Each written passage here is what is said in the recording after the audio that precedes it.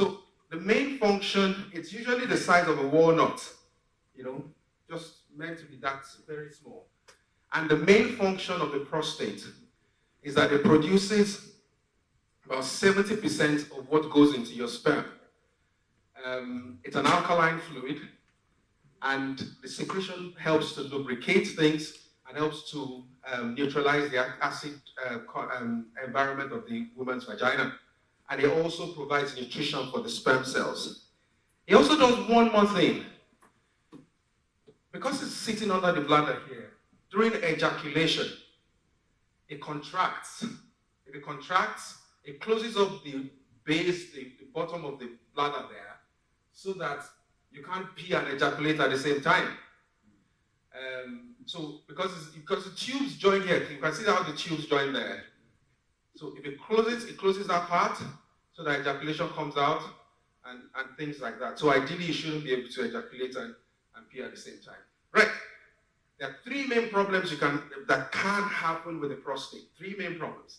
The first one is prostatitis, which is basically an infection or an inflammation of the prostate gland. The second one, which is very common, is benign prostate hyperplasia, BPH, or benign prostate hypertrophy. That just means the prostate is big, but there's no cancer in it.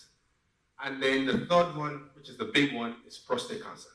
So we'll go through all the three of them, and I'll try to be quick in some areas. The first one is prostatitis, which is an infection or inflammation of the prostate gland. And there's so many different clinical conditions under that. It is very rare, but it's the most common urological diagnosis in a chap that is under 50. So if you're going to have a neurological problem, you're under 50, it's most likely going to be prostatitis. And it's the third most common in men over the age of 50. So that's after BPH, which is the first, then prostate cancer, then prostatitis. Now, there's so many categories. I'm not going to bore you so much with this because of time. I'm just going to skip through some of these things. Category 1 is acute bacterial prostatitis, which is an acute infection. Category 2 is chronic, which is when infection lasts more than 3 months. Category 3 is inflammation, where there's no bacteria there, but it's still inflamed. And category 4 is that you don't have any symptoms, but when they do tests, they find some bacteria or some inflammation there. And quickly, acute prostatitis, I'll go through this because this can happen. I've seen some of my friends in church. The symptoms of the first one. The acute prostatitis. Yes. The symptoms. I'll go through it. Oh, sorry. Yeah, I'll go through it. I won't rush through that. Sorry, So, acute prostatitis is an acute bacterial infection of that prostate gland. That small gland, as small as it is very key. Typically presents with fever. They have fever. They have perineal or pelvic pain. The pain is here or here, this area. Some people say when they sit down, it's almost as if they're sitting on hot rod. That area there, this whole area. And then sometimes inability to pass urine. There can also be blood in the urine, which is very rare. And most of the time, there's usually predisposing factors. About 5 to 10% of acute prostatitis cases will progress to chronic. Chronic means that it's lasted more than 3 months.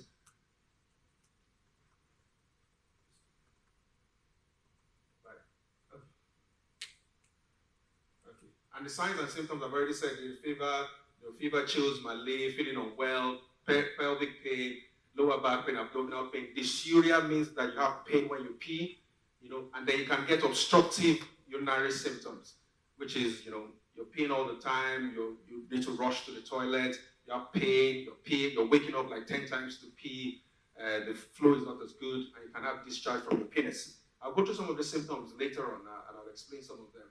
And I try to say, how does bacteria get in? Bacteria can get in because bacteria can come back through this tube here and go into the prostate, number one.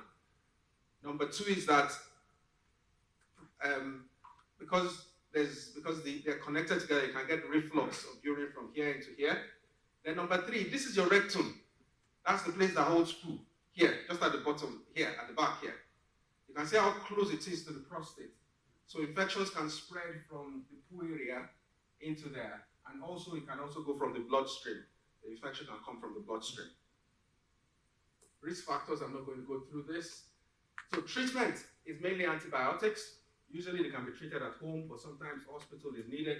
Antibiotics, painkillers, stool softeners, because it's so close to the rectum. People that have acute prostatitis, when they are pooing, it's really very sore because the process is just in front. So you need to give them something to help them open their bowels. Hospitalization might be needed, and they might need to sometimes catheterize. That's to help them get the urine out because they can't pee.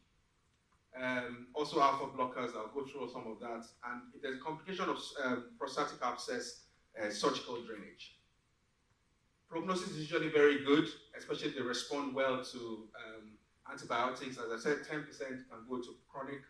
And then decreased fertility has been reported in some cases. If there's a lot of bacteria there, it can lead to decreased fertility.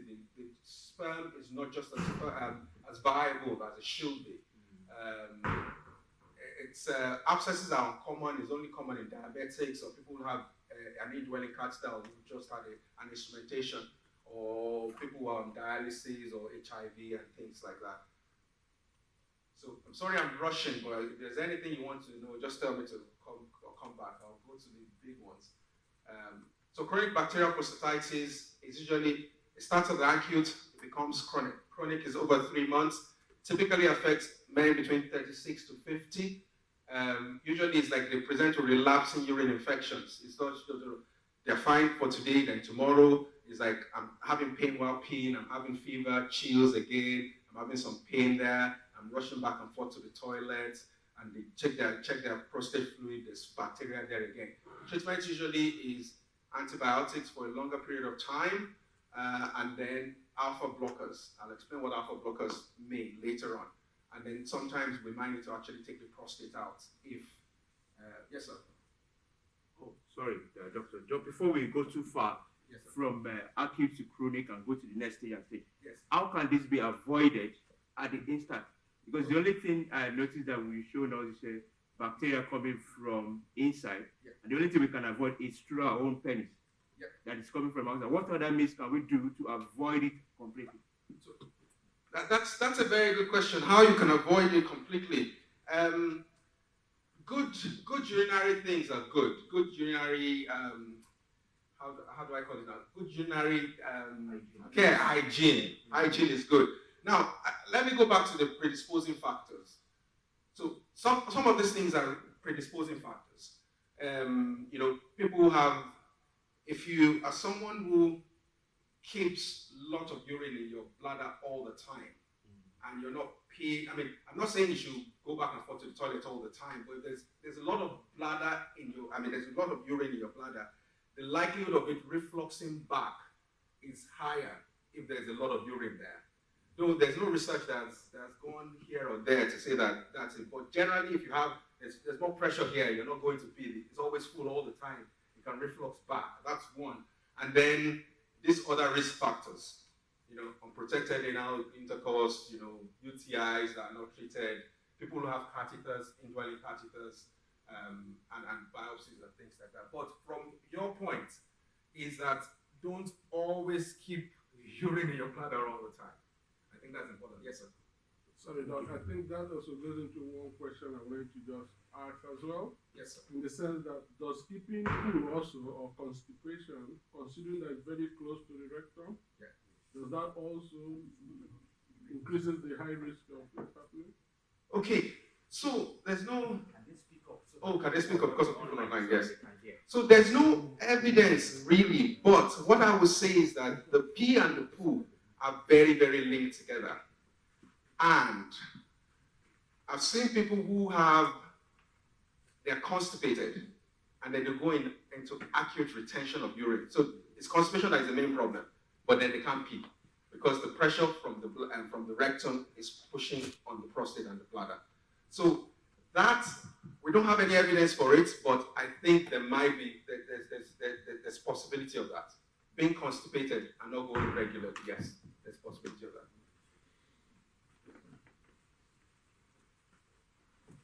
Sorry, everything just doesn't seem to want to work well today. So. usually when I'm dead, I have that. So it's me. Okay. So chronic prostatitis I've mentioned. These are the symptoms, urethral discharge and things like that. Okay. And then the number 3 is chronic abacterial prostatitis, and type 4 is type 3B is chronic pelvic pain syndrome. And this is a patient and a doctor's worst nightmare, because this kind of patient just have a wide range of symptoms. It is very debilitating. They're constantly just having poor strain, constant pain in this area, dribbling frequency. Frequency means that you're going back and forth every hour. You're just going to pee every hour. You're just going back and forth. Nocturia is you're waking up like 3, 4, 5, 6, 7 times a night to pee. They also have underlying issues. It causes anxiety, depression. They have pain when they ejaculate. There's decreased libido. There's blood in their semen. They have premature or delayed ejaculation. Overall, there's decreased quality of life. Now, we know that it's a combination of factors with this kind of patients. And these are the same patients that usually will have fibromyalgia, and they will have all the other things. And they are doctors. I was talking to him and he was nodding, and I thought everybody knew. Fibromyalgia is one of the chronic, you've heard of ME, chronic fatigue syndrome is another spectrum. So fibromyalgia, these are people that they're just sore all over and they're always tired. Sometimes called chronic widespread pain. They are just sore. Everywhere you touch, their body is sore. And they are always tired. They're the ones that are always on sick. They don't have any work. And some doctors still don't believe that it's a medical condition, but it is. But I mean, that's so this kind of patients, there's a lot of mental health issues, and I've seen some people who don't have fibromyalgia who still have this, but it's a very difficult condition to treat. The most important thing is that most of us, by God's grace, will come that way anyway. Right. So let's now take it a little bit slower to where these are the more things that we're more likely to see. This is BPH. It's called benign prostatic hyperplasia. That's the prostate is big. Now, it's a normal part of aging. If you take 50-year-old, if you take 60-year-old men and you check them, about half of them will have big prostates. And if you take 85-year-olds, I'll explain. And if you take 85-year-old men and you check 9 out of 10 of them will have big prostates. Wow. It's because of hormonal changes. It's just hormonal. The prostate just grows bigger. It's just hormonal. Now, if you are a black man, the likelihood of that happening to you is much, much higher, because the prostate just grows big. Now, it can grow big and not cause any symptoms whatsoever. And that's generally what should happen. But sometimes they cause symptoms, and it's when they cause the symptoms that you then get a diagnosis. But BPH is the prostate just grows big. And let me show you something about prostate. So that's a normal prostate here. That's the bladder. That's a normal prostate. So this is the tube that takes the urine out of the bladder, yes? That's called the urethra. Now, look at that prostate. There's no cancer there, it's just big. But can you see that tube that takes urine out is completely squashed? So the symptoms the person will present with is, when they go to pee, the flow is not good. So when we're young, we'll tell you, stand here, you hit that wall there. When you're older, and as I said, because the natural thing, as we grow older, the prostate grows big anyway. So the stream becomes weaker. You can't hit there now, That's number one. Number two is that even when you finish, you feel that there's still something in there. So incomplete, empty. The bladder just doesn't finish filling. Now, because the bladder is not empty each time, it will mean that it gets full more quickly, because it's not fully empty the first time. So because of that, you run back and forth to the toilet all the time. So every hour, you take 1 cup of coffee, you pee 7 times. That's part of the symptom. So then number 4 is that at night also, they're waking up 7, 8 times to pee. Now, all the symptoms I've mentioned is for the prostate being big, whether it's caused by hyperplasia, which is no cancer, or by cancer, because cancer also means that the prostate is grown big, but it's growing in a cancerous fashion. I'll explain that later on. So the symptoms of BPH and prostate cancer are very, very similar because it's the same thing. The prostate is big, this is what it causes. Okay?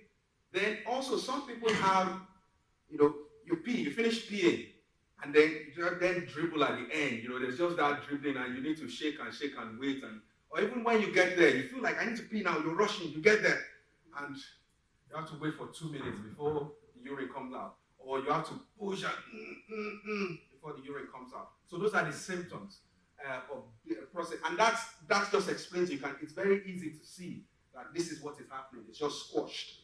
Okay. So these are all the symptoms I've mentioned. Okay. Frequency, running back and forth, nocturia, pain at night, pain quite a lot at night.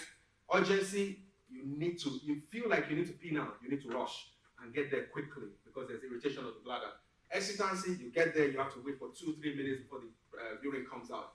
Incomplete bladder emptying, I've mentioned that, straining, decreased force, and dribbling at the end. Sorry, Doc. Yes, sir. Do you have to present with all these symptoms? No. You have No, you don't have to have all the symptoms. Some people have some, and actually we divide the symptoms generally into two different types. There's irritative symptoms and there's obstructive symptoms. So obstructive are the ones where you don't feel like you're finished paying, so obstruction. Irritative symptoms are the ones that which you feel like you need to pee, you need to run now because the bladder is also irritated. So you don't need to have all of them. You can have some, but not all. But generally, when it starts to cause bother, then you should get it checked. Because as I said, prostate cancer symptoms are very, very similar. Sorry, Doc. Use the mic. I have a question. You mentioned just now that when it starts to cause bother, you need to check. Do you need to wait until it bothers you? Because I'm thinking the earlier the better. Yes, you're quite right about that. And I would go back and I would tell you in prostate cancer what my advice would be really. If it's not bothering you, you still can get it checked from the point of prostate cancer to be sure it's not cancer. But if you're sure it's not cancer and it's not bothering you, you don't need to treat it. You get the point? Yes. And I will explain it in my treatment place also, because sometimes as doctors, and that's why I said you need lots of information to be able to take a decision. You need lots of information with prostate to be able to take a decision. So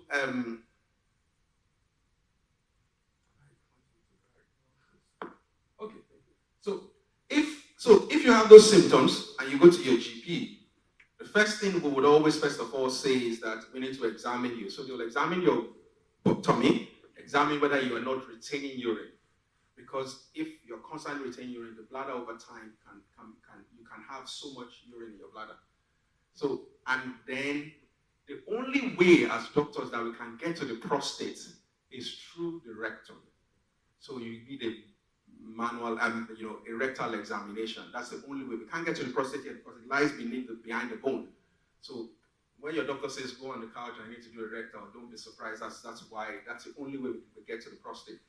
So they'll do a rectal examination, and when we're doing a rectal examination is to feel the prostate to see if there's any lumps or anything that looks suspicious of cancer there. Okay? They will do a blood test called PSA, and I'll explain PSA in prostate cancer also. And we almost always do this IPSS score. And the IPSS score, that's it. It's just to see how much of the symptoms you're getting and how much is affecting your life. Sometimes we do renal function tests to check the kidneys. And the reason is because if someone has had chronic retention, you retain urine, the bladder over time, it keeps urine there, and it goes back into the kidneys also get big, so you can get kidney impairment because of prostate problems. We can sometimes do ultrasound scan. Generally, we don't always do it. If we think that there's no retention here, there's no need for me to check your kidney, you might not get a scan. Sometimes we do flow studies to see what's the flow, how you're flowing. And sometimes we do a cystoscopy. A cystoscopy is looking into the bladder, looking at the prostate bed. That's generally not needed except we think that there's bladder stone. Okay, so the complications, I've already said, it can be so tight that you cannot even pass urine at all. Some people present in what we call acute urinary retention, and that's an emergency, really. I mean, you cannot pee. I mean, you've been having problems, and you've been saying no, and then one day you can't just pee, and they call you. I've been trying to pee for the last 3 hours. I cannot pee at all, and that is one of the most painful things ever. You go back and forth, you can't pee at all because the bladder is full, the pain, the tummy, and usually we just bring them in and put a catheter in, generally. Kidney impairment, I've talked about. Recurrent infections. The reason why you have recurrent infections is because there's always stagnation of urine in the bladder because not everything is coming out. That really increases infection. You can have blood in the urine because when the prostate grows big, it's quite vascular. There's a lot of blood supply to it, so it can bleed. You can have bladder stones and you can have kidney failure. I've already talked about that. Kidney impairment leads to kidney failure. So treatment, and that's where I'm coming to. So treatment, it is not affecting life very much, even though we know that prostate is big, but it's not affecting you. There's no need to do anything to it. Just leave it. Lifestyle changes are quite key. Now, there's some things we call, watch how much water you drink after maybe a certain time of the night. If the problem is that you're going back and forth at night to pee, then reduce your fluid intake. We also ask people to reduce coffee intake because coffee irritates the bladder. So if you already have prostate problems, you're peeing all the time. And most of you will know, if you take a cup of coffee, you're going back and forth to the toilet. So alcohol, reducing alcohol is also important. Also, one thing that irritates the bladder is all these Ribena, blackberry, the ones that you mix, Ribena are the ones that, they irritate the bladder. So if you already have prostate problems, we also always tell people to cut down on it because it irritates the bladder. Then the next thing will be drug therapy. And alpha blockers I've mentioned in the past, but I'll explain what alpha blockers do. What alpha blockers do is just they relax the muscle of the prostate. So I showed you that prostate thing. It looks quite muscular. If you relax it a little bit, it opens up that passage a little bit. So tamsulosin is an example. We also use 5-alpha reductase inhibitors, which is something that reduces the testosterone use in the prostate. So it doesn't reduce your testosterone.